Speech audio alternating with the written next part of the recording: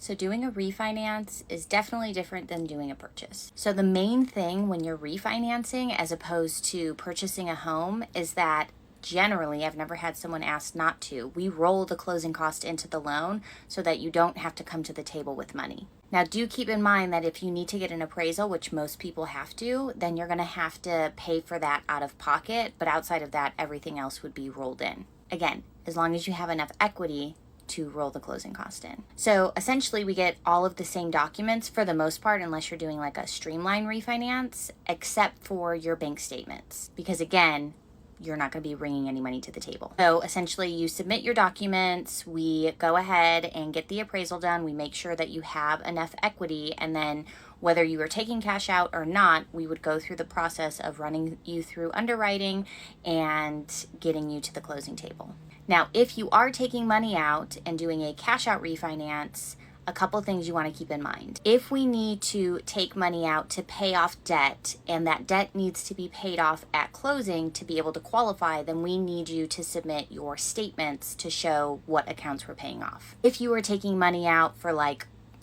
renovations or to pay the debt off or different debt, but we don't necessarily need to pay it off at closing, then you wouldn't have to submit anything like that.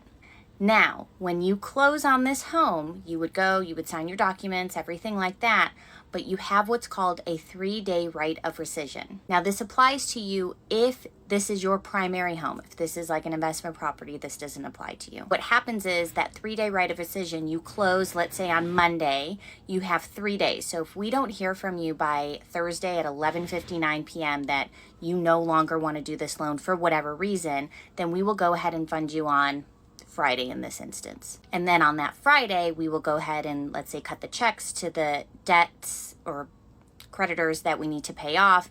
And then you would get like a wire for whatever money's left over if you were to get money. We also have to set up a new escrow account because whoever is currently servicing your loan, they no longer will be servicing it. So the escrow money that you have in your account, which you can find on your statement, you will get back that.